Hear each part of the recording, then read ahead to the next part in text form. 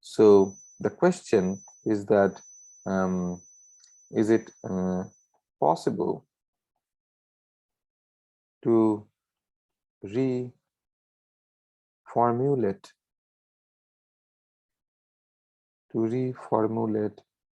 quantum mechanics in terms of action? That is the question we are going to ask. So actually, you could ask the analogous question, as I was saying, in classical mechanics itself, how to reformulate classical mechanics in terms of action. So let us note down a few properties. A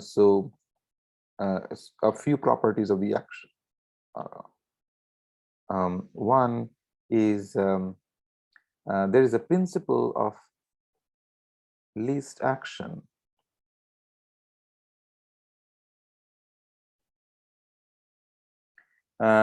which says that minimization of action gives the classical solution.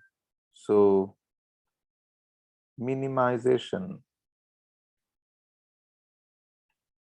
of the action gives the classical solution. And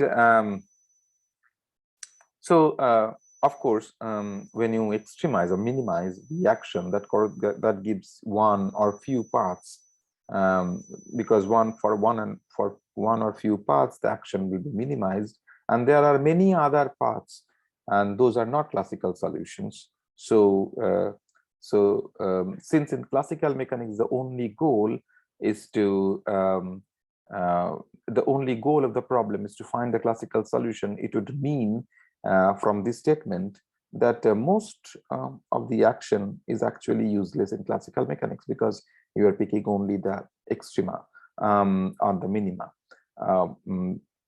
But that is not true because of the second property. The second property is that S of x generates canonical transformation which takes the system from one time to another. So this generates canonical transformation that takes the system from one time to another. Now, we will be recalling or discussing this particular statement because that is going to be related to Dirac's proposal, which finally leads to the path integral statement due to Feynman. So we will be looking at this statement in another video. I will not go into it right here because it will be a digression. We will assume the statement and then see what will happen, how the path integral in quantum mechanics is developed. So this will be done in additional note number 1 in a separate video. So let me specify this. It is we should look at additional note number 1. It will be a separate video, and but basically the concept is the following, that for example, if you recall harmonic oscillator and look at its phase space trajectories. So this is x and this is p, and the classical trajectories are given by these ellipses.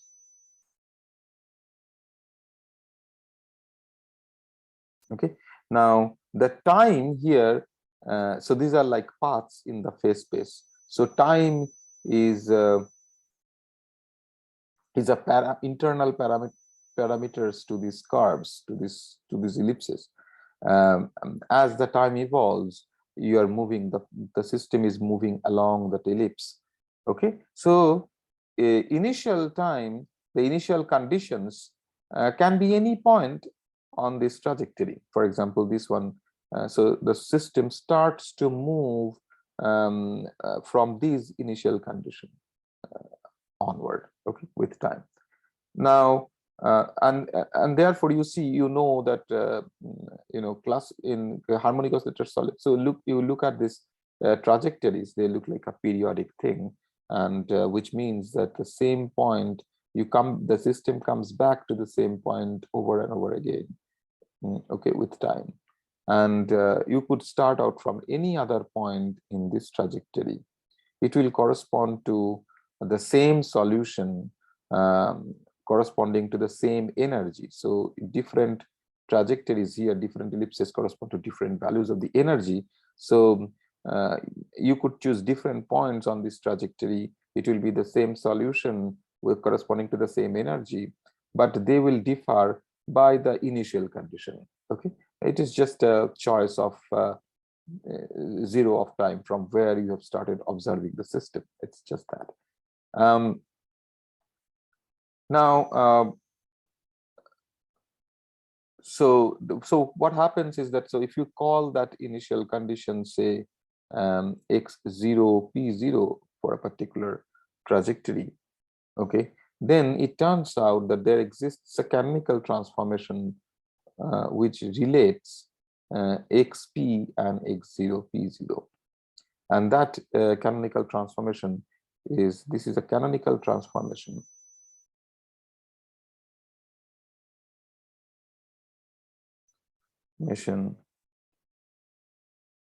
generated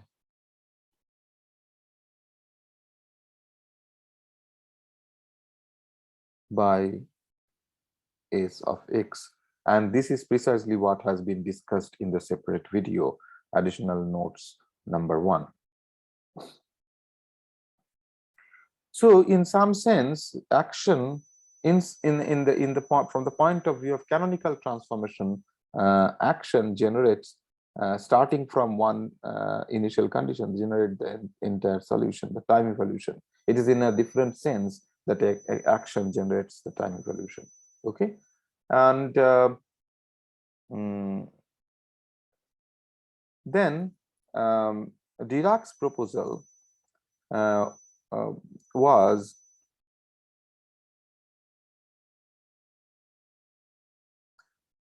given this role of the action in classical mechanics, which I have discussed with further details in this separate video. Dirac's proposal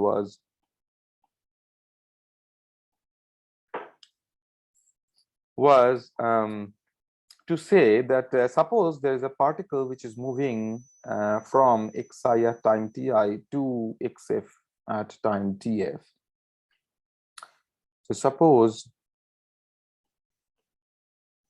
so consider a particle moving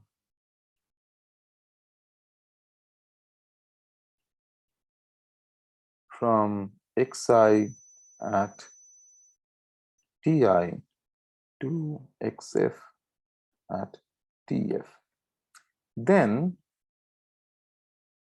the overlap of the position eigenstates xf tf and xi ti is somehow related to this object.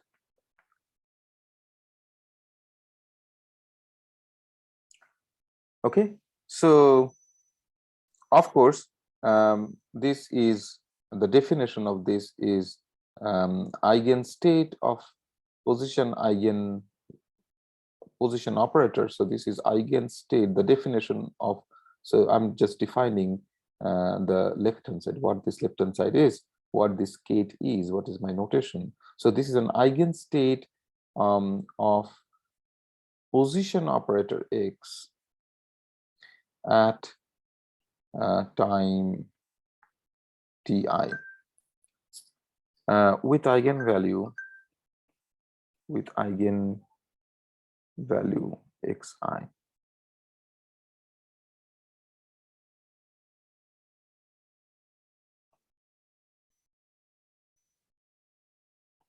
Similarly, this is the eigenstate of the position operator xat at time tf with eigenvalue xf. Okay.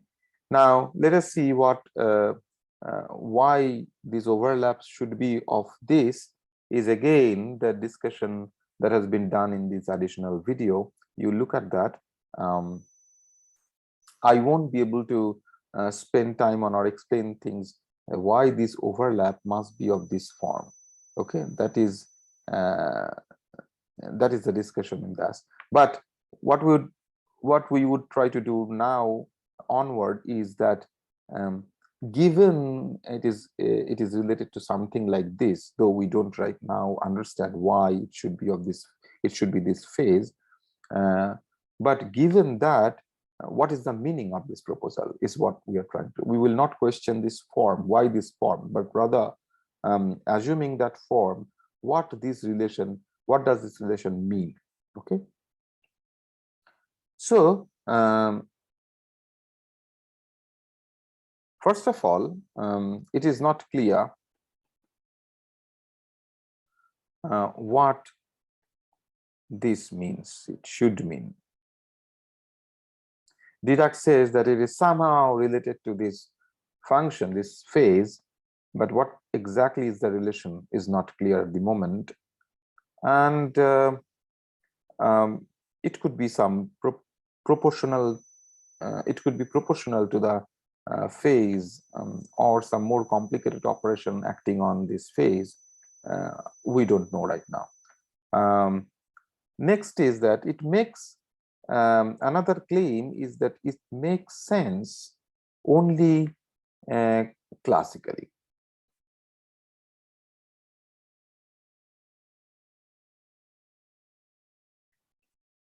Let's see why that is so.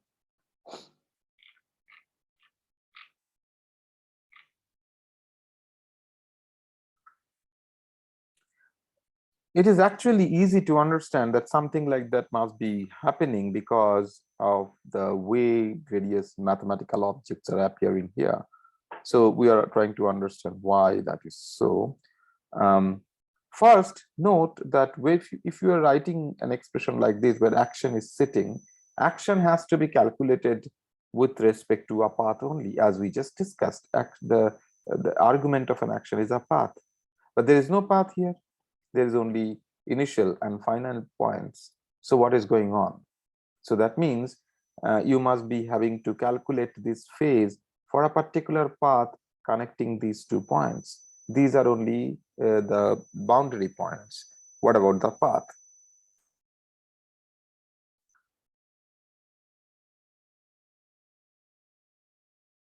Right? So that means, so what I'm trying to say is that left hand side is path independent, while the right hand side is not so.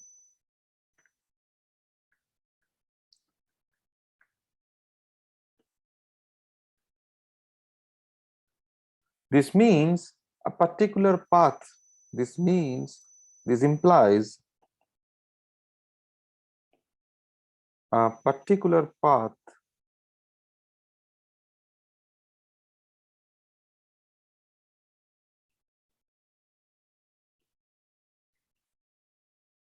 path needs to be a particular path connecting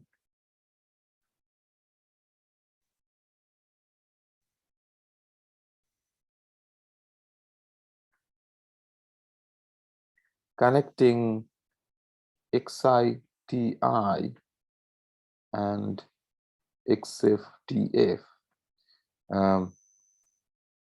must be chosen to compute RHS. You see, we are already dealing with a scenario where we take both x and t. We are talking about events, right? So that's an improvement in a sense. That is the spirit of it. if you deal with events, if you ask your questions involving events, and then the answer and follow your nose, you would probably get a formulation which is suitable for relativistic generalization. Anyway, so and the answer I have only whatever I have written here means that since we have to choose a path connecting these two events, this means that the right answer is that a path must be the classical path. Let us see why that is so. Okay, so now Sx is additive along the path. So this is another observation. Sx is, so we are trying to answer why that path classical path. Why classical path is what I'm trying to answer here. There is one path that I have to choose in order to do the calculation on the right hand side. Why is this the classical path? The reason is that Sx is additive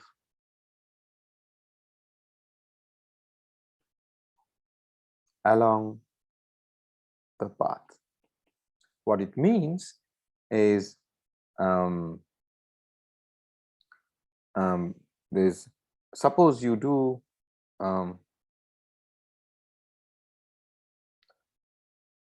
suppose you calculate, suppose you draw plot this graph t versus x, then this is your ti xi and this is your tf xf, and there's a path connecting these two. Then you could slice this entire time interval like this. So this is ti, then t1, t2, and so on. And the correspondingly you have x1, x2, x1, x2, and so on. Okay, suppose you do that, then you basically you're dividing the entire path into small segments, xi from x1, x1 to x2, x2 to x3, and so on. Okay, and if you do that, then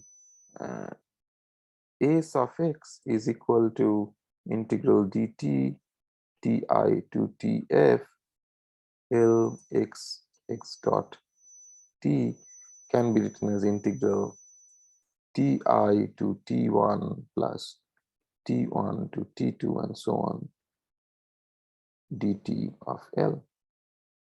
And therefore, this first term will be si1, then s12, and so on.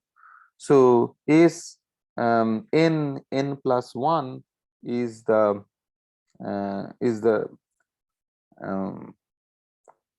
s n plus 1 is the action for the nth segment. So you could think of say ti to be, say, xi is same as x0 and xf is same as x, say, capital N, and this is ti is same as t0 and this is t capital N.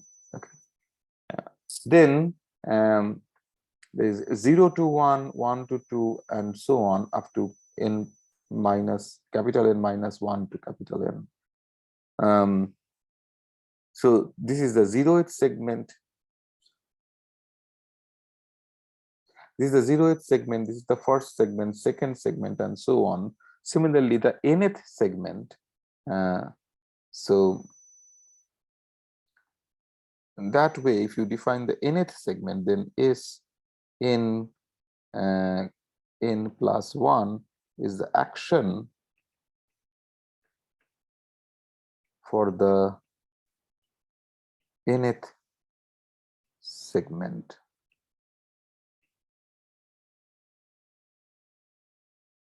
Okay, Then this entire, if you go back to Dirac's proposal, this entire this matrix element can be written as, you can replace S by the sum of the segment wise pieces of the action, and therefore that will be product of those many phases. So therefore, given this discussion, we conclude that this xf tf xi ti, according to Dirac's proposal, should be same as xf tf x n minus 1 t n minus 1, because each, so when you write S as a sum of those segment-wise pieces of of the action, then becomes the product of phases, then each phase, according to reversing Dirac's proposal, for it will become the matrix element of the corresponding segment, right? So these are the matrix elements of the corresponding segments.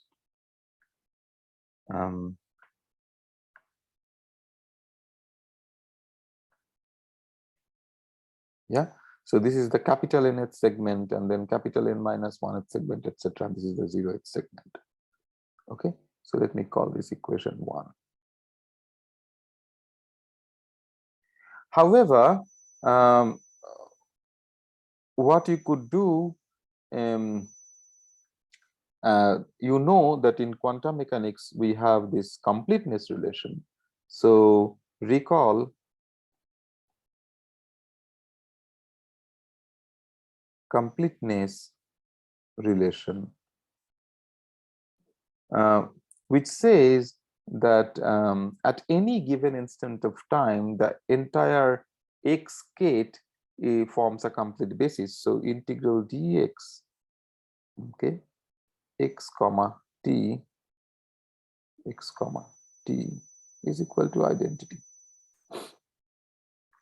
So at any given fixed time, x is a complete basis, and that's this. So that means you could also write, therefore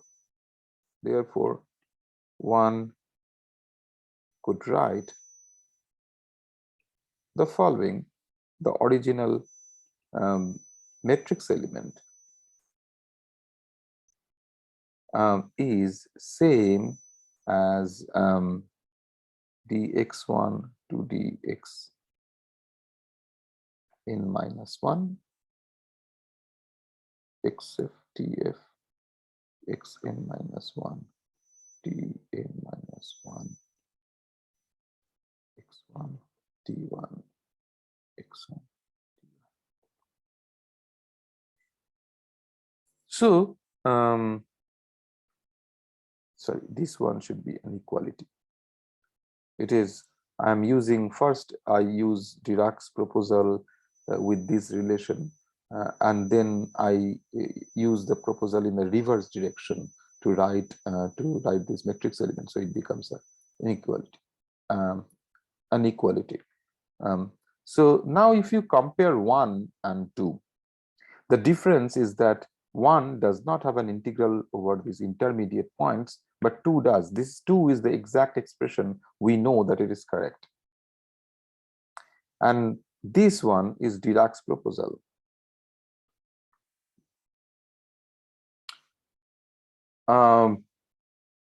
So how could, under what condition these two will be the same? Which means that when you do that integration, the integral will produce, so this here x1 up to xn minus 1 are integrated over the full range, but here x1 to xn minus 1 are some very specific points, and one doesn't know what those points are a priori. Dirac has no answer for that. Okay, we don't know. Question is that are there any specific points x1 to xn minus 1 such that these two are same? Okay, so here x1 to xn minus 1, this notation, are not same as these x1 to xn minus 1. these x1 to xn minus are some fixed points. We don't know what they are a priori. Here they are integrated over. So the question is that could you have a situation where after doing this integration, so let me call this let us give some name, some different notations, say tilde, just to distinguish. When I compare these two, it is confusing if you use if you use the same notation for two different things. So let us call this. So the question we are asking that is there any condition under which when you do these integrals, the result will be given only, will be non-zero only when x1 is, this integral gives non-zero result only when x1 equal to x1 tilde, x2 equal to x2 tilde, add up to xn minus 1 equal to xn minus 1 tilde. And therefore, which basically means that if there is a situation where each one of these matrix elements actually non-zero only when xn minus 1 is same as xn minus 1 tilde, x1 equal to x1 tilde, x2 equal to x2 tilde, and so on. Okay, and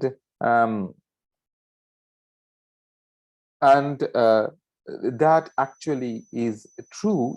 It can happen, and that is the classical limit. One, so given that explanation, 1 and 2 can be same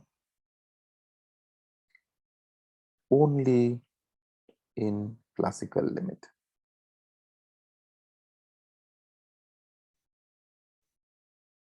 Which is given by h bar going to 0. And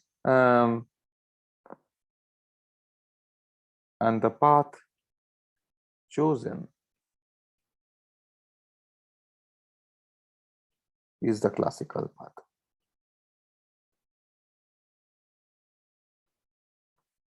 And this is called stationary phase argument. I shall come back to this argument in more detail after arriving at Feynman's proposal on path integral, but we will not deal with it right at this point. The point is that if you take this h bar going to 0 limit, this is all this discussion so far, h bar is finite.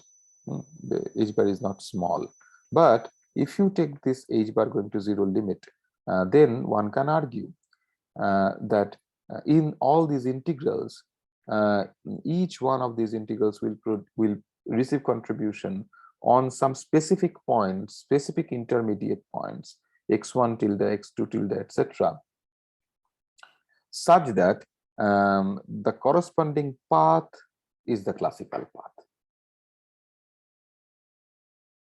Okay, so I will also call these ones x tilde. Okay, so this path, these points, intermediate points in the h bar going to 0 limit, the specific points from which the contributions are coming are such that they are all lying added together. That gives you the classical path. Okay, that is the claim. But we will come back to this how that happens, the argument, which is called the stationary phase argument, later.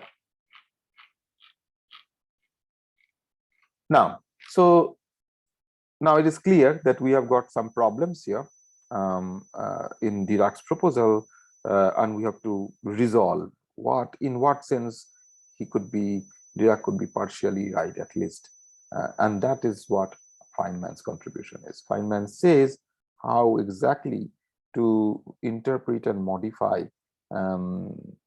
make this proposal more precise so that it makes sense.